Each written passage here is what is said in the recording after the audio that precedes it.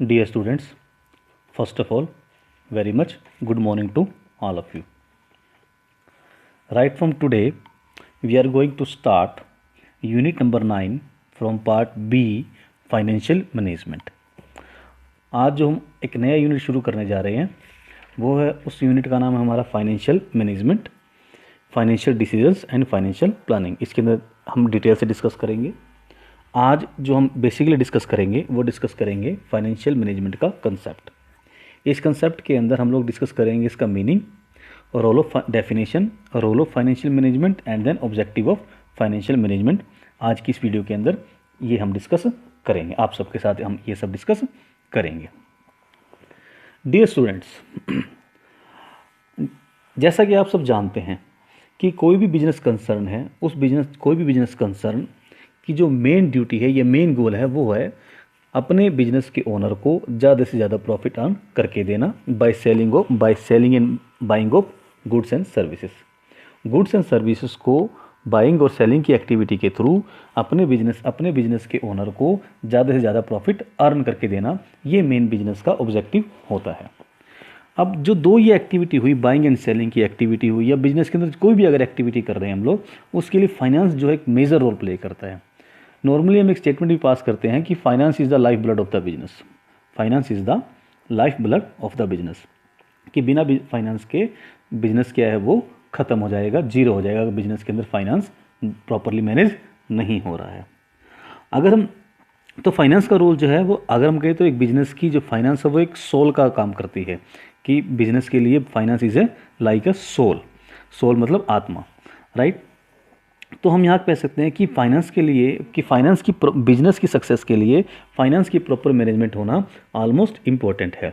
और फाइनेंस की मैनेजमेंट के लिए बेसिकली 3 क्वेश्चंस अराइज होते हैं, कि हमें 3 क्वेश्चंस का हमें यहाँ पे जवाब देना पड़ता है कि कोई भी बिजनेस चलाने के लिए और फाइनेंस की मैनेजमेंट करने के लिए, कि हमें किसी भी बिजनेस के लिए कितना फाइनेंस की ज़रूरत है, कि बिजनेस के अंदर जो डिफरेंट एक्टिविटी हमें करनी है उसमें हमें कितना मिनिमम या कितना मैक्सिमम या कितना नॉर्मली हमें फाइनेंस की ज़रूरत पड़ेगी, कितने पैसे की हमें ज़रूरत पड़ेगी. दूसरा क्वेश्चन यहाँ पे जवाब देना पड़ता है फाइनेंस की मैनेजमेंट के लिए, कि जो हमें फाइनेंस हमें पता किया है कि हमें इतना फाइनेंस की ज़रूरत है बिजनेस के लिए, उस फाइनेंस के लिए सोर्स क्या क्या है, कहाँ से वो हमें फाइनेंस अरेंज होगा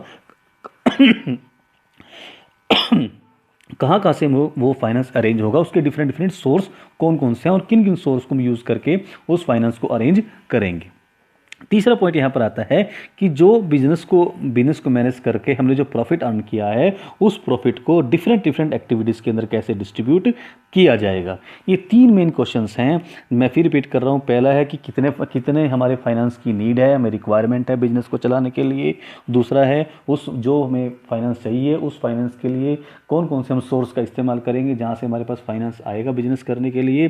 तीसरा पॉइंट हमारे पास यहाँ पे आता है कि जो हमारे पास प्रॉफिट अर्न किया गया है, उस प्रॉफिट को हम लोग डिफरेंट एक्टिविटीज़ के अंदर कैसे डिस्ट्रीब्यूट करेंगे. जो हमें 3 क्वेश्चन का जवाब देना पड़ता है, ये तीनों क्वेश्चन हमारे किसके अंदर आते हैं, फाइनेंशियल मैनेजमेंट के अंदर आते हैं. इन तीनों क्वेश्चन को डील जो करती है वो फाइनेंशियल मैनेजमेंट करती है. सो डियर स्टूडेंट, हम फाइनेंशियल मैनेजमेंट इसी टॉपिक को, हम इसी सारी चीज़ों को एलोबरेट करेंगे इस लेसन के अंदर, फाइनेंशियल मैनेजमेंट के अंदर. इसी के बारे में डिटेल से हम इस लेसन को डिस्कस करेंगे. So let us talk about the main meaning of the finance management. It meaning की बात कर रहे हैं. It refers to that branch of management which is concern with the effective acquisition and use of money.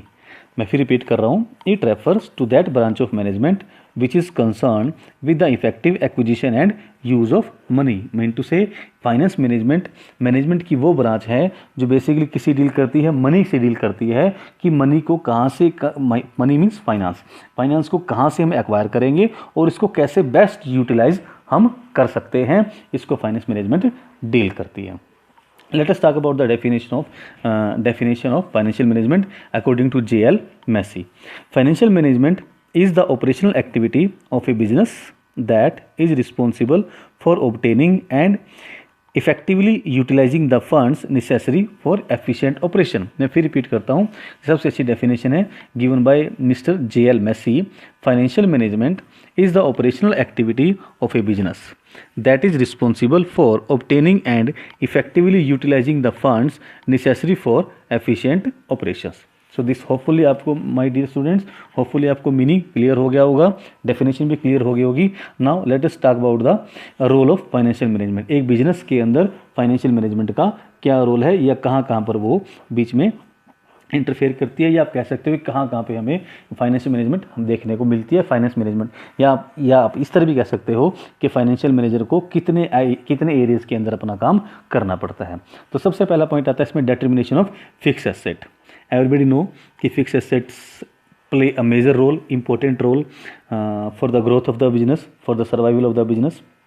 In fact financial management जो है वो ये decide करती है, फाइनेंशियल मैनेजमेंट ये बताती है कि हमें अपने जितने टोटल हमारे पास फंड्स हैं, टोटल फंड्स में से कितने फंड्स हमारे फिक्स एसेट के ऊपर लगाए जाएंगे। फिक्स एसेट, मैं फिर रिपीट कर रहा हूँ कि हमारे पास टोटल जो फंड्स हैं, टोटल जितने फंड्स हमारे पास इकट्ठे हुए हैं, हमने अरेंज किए हैं, उसमें से कितने फंड्स हमारे फिक्स एसेट के लिए इन्वेस्ट किए जाएंगे।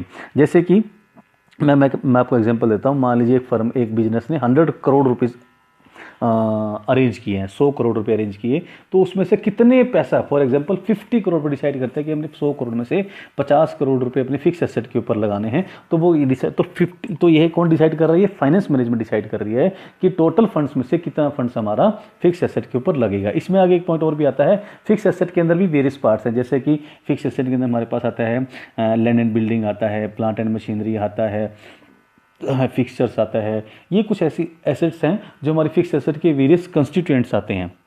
तो जब हम टोटल एसेट डिसाइड कर लेते हैं कि फिक्स एसेट के ऊपर इतना पैसा लगेगा, तो उसमें से भी कितना पैसा हमारा लैंड एंड बिल्डिंग के ऊपर लगेगा, कितना पैसा हमारा प्लांट एंड मशीनरी के ऊपर लगेगा, वेरियस कंस्टिट्यूएंट्स के ऊपर भी कितना कितना पैसा कंपनी इन्वेस्ट करेगी, ये भी सारा फाइनेंस मैनेजमेंट के अंदर ही आता है।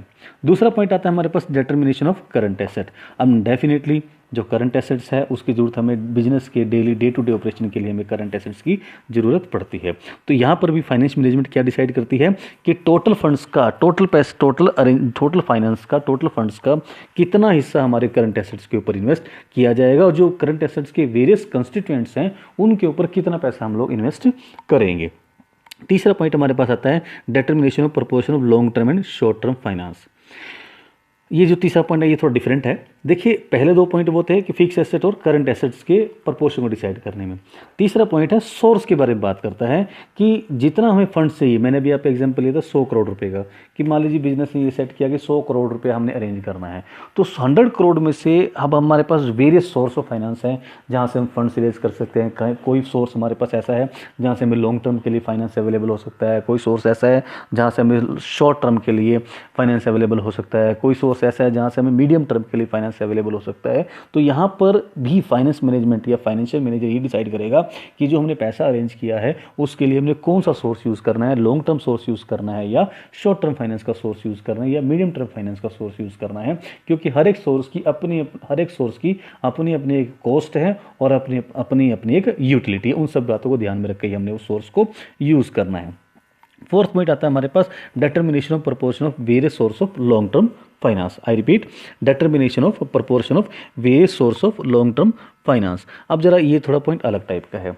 जैसे हमने थर्ड पॉइंट में आपको बताया कि हमने ये डिसाइड करना है कि टोटल फंड्स में से जो हमारे टोटल सभी सोर्स ऑफ फाइनेंस हैं उसमें जो long term source of finance है उससे कितना फंड्स रेज करना है, और जो short term source of finance है उससे कितना फाइनेंस अरेंज करना है, ये हमने थर्ड पॉइंट में डिसाइड कर लिया।